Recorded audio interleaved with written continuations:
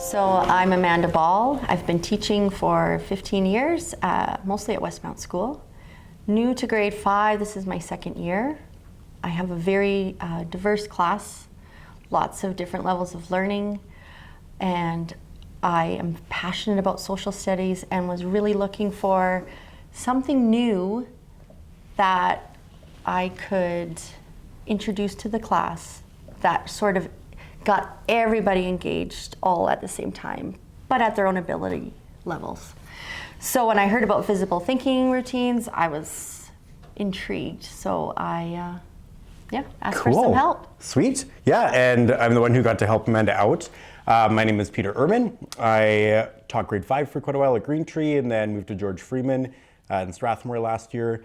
And I fell in love with visible thinking and critical thinking about 3-4 years ago when I got to go see Ron Richart in Edmonton and got to spend the day working through a session with him. And yeah, I think when I brought that back to my classroom, it really, to me, was an entry point for all different learners to have a say in their thinking and a say in where their thinking is going to go in the classroom. And yeah, I'm really happy that Amanda brought me in. I also love social studies and have a passion for that. So being able to explore that passion with Amanda in her classroom was an awesome opportunity for me too. So I know, Amanda, when you had asked me to come into your classroom, kind of one of the focuses that you were really wanting to investigate and be curious about with your students was the differentiation piece. And I know you said you have so many learners at different levels in your classroom who have different strengths and weaknesses.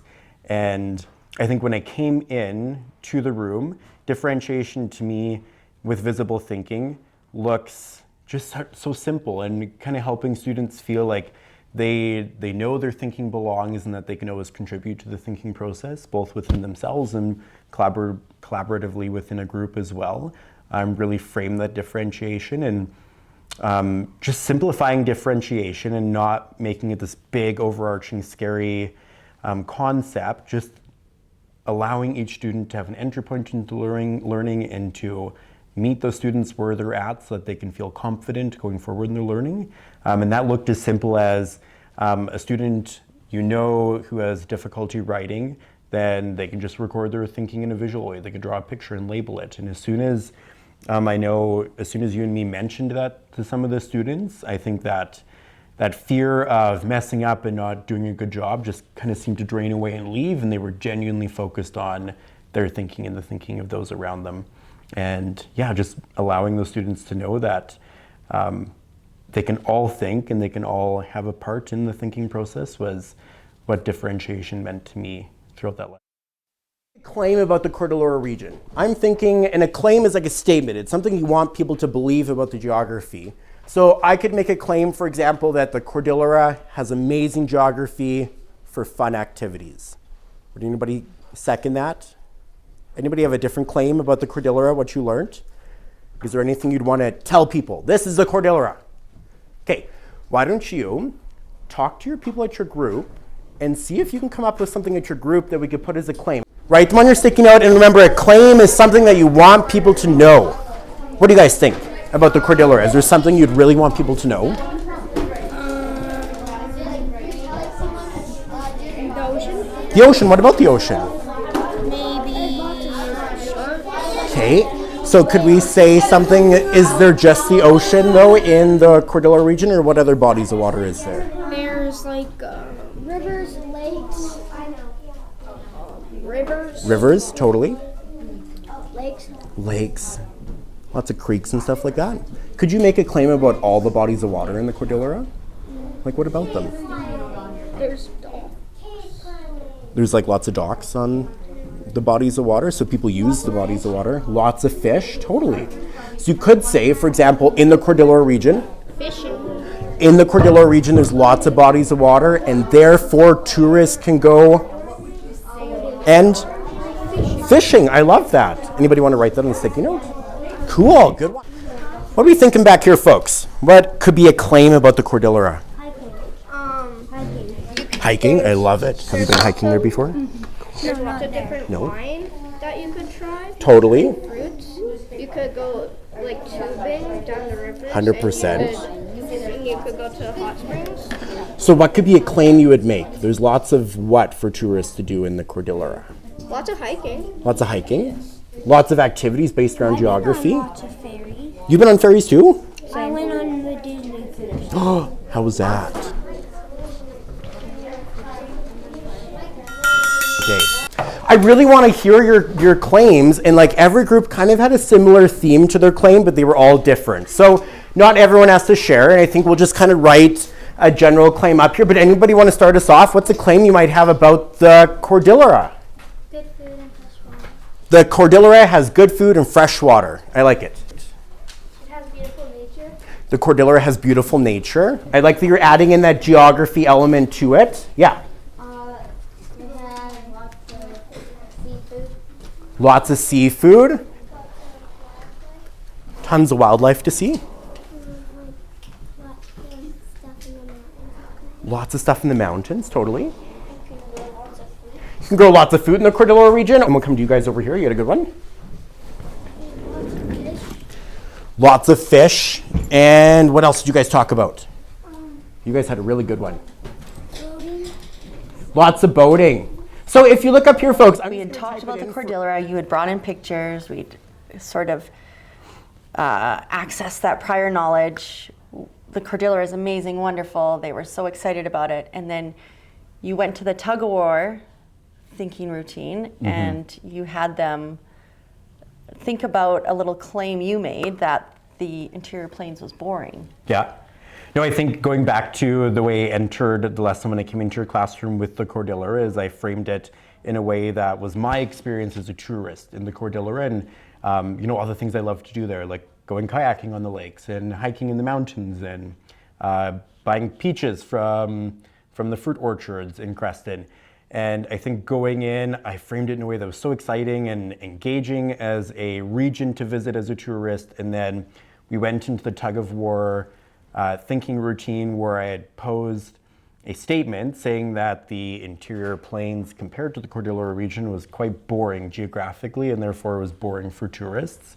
And I think that kind of caught some of the students off guard a little bit, and that's where that critical thinking element came in, and they had to place kind of their original opinion on that tug-of-war, whether they agreed with that statement or disagreed with it. And at the end, too, your students were able to check back in to see if their thinking had changed and their opinions had changed. But yeah, it went from that prior knowledge that I was bringing to them bringing in their prior knowledge, to them having to make a judgment and think critically on whether they supported that claim or not, and that really gave a good frame for them to go on to the research when they researched the Grasslands website. Or for the interior plains. So this is one that I made to show you guys. So here's a map, interior plains region, and I put as my claim, the interior plains is a boring region for tourists to visit because there is hardly any exciting geography to experience. Anybody feel like that when they come back from British Columbia, the Cordillera, you're like, oh, I've got to drive back where it's flat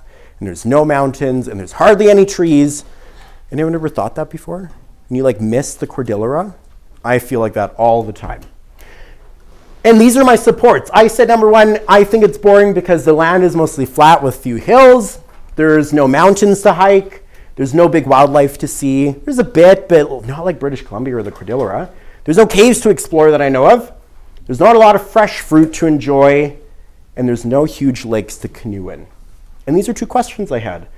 Is there actually some fun and exciting stuff for tourists to experience in the interior plains region where we live? And does the interior plains region actually have less exciting geography than the Cordillera region? So that's what we're going to kind of explore. And I really want your thinking. So I'm going to show you a picture, and we're going to do a really quick investigation of the picture, and then I'm going to get you to tell me where you'd be on this line. So I want you to think about these people. I want you to put yourself in their brains. Pretend you're sitting in this red chair. Do you agree with this? The geography of the interior plains is boring for tourists. Do you agree with that? Yes, I think it's totally boring. Or are you like, no, it's actually really fun and exciting? Or are you somewhere in the middle? Where would you be? I want you to think about this. Then on your tug of war, you have a tug of war on your table. What I'd just like you to do is just like put an X or a circle somewhere. If you're like, yes, I think the interior plains is boring for tourists, then maybe you want to put your circle right here. Maybe you're thinking, it's kind of boring, but there's some fun stuff, but I'm still on the more boring side. Maybe you put your circle here. Maybe you're like, no, the interior plains region is awesome. It's not boring at all. Maybe you'll put your circle over here. Do you want to come up and show us where you put your thinking on there? I put it right here because Ooh. it was a little bit boring looking at the picture, but it's still really cool seeing all the different plants and hills. Thanks for telling us why you thought it was still kind of exciting. So you're on this side of it though. So you're more leaning towards it is more exciting than boring. Okay, put your circle. Where on the tug-of-war line? So by putting it here, Kate, why did you put it there? Because there's no mountains. Okay, but if you put it here, is there anything exciting about it? Yeah. What do you find is exciting about it? Well, there's hills. There's some hills, so there is some landforms in there as well. I'm going to count to 20 in my head. You've got 20 slow seconds just to look at other people's. You don't have to talk to anyone. You're just looking to see where they put their circle. I put it in math Ooh, but why'd you put your circle there in the middle? because it's kind of boring, kind of not. What kind of makes it boring and what doesn't make it boring though? Like, the regions are boring, but the stuff in the regions are. So what in the interior plains region, like where we live, do you think is kind of cool? I think it's like the building, the detail, Of what? The details of the hills or the land? like the land, Interesting. the landscapes. Cool. But it's also boring. Because? It looks plain. Okay, I like that. Thanks for using that word. It was neat, yeah, to see some of them are like, what? Interior plains isn't boring. Or, yeah, actually, yeah, it is. Totally. And then some moved by the end. Yep. They're like, oh, actually, the interior plains is pretty cool. And some were like, no, it's still, Yeah, it's still boring. Totally, and I think when we were the original discussion at the beginning with the Cordillera, that really framed and kind of set the criteria for what tourists look for in a region and what they want to experience in a region. So yeah, going forward, the students kind of had that criteria knowledge of what tourists wanted to get out of a region, and going into the interior plains, they were able to make a really justified kind of opinion themselves on whether they thought the interior plains was a suitable region for tourists to visit or not. And it was neat to see them pull examples from their research. And by the end, some of them, the groups were like, whoa, the interior plains would be an awesome place for tourists to go to. But it was like critical thinking in that development of criteria too that really helped facilitate that thinking by the end of the lesson. Yes. Yeah. It got them all invested in it too. Totally. And I know some of them started to say, you know what, I've been to visit that place and that was actually really fun and engaging. And I know lots of students had a conversation of, well, what about places like Callaway Park that are in Alberta? And kind of led into, well, that judging, is that really a piece of the interior plains geography, or is that just a fun activity to do? And they could use that criteria too to kind of sort out those fun activities which were geography based as opposed to maybe man-made based as well. Yeah.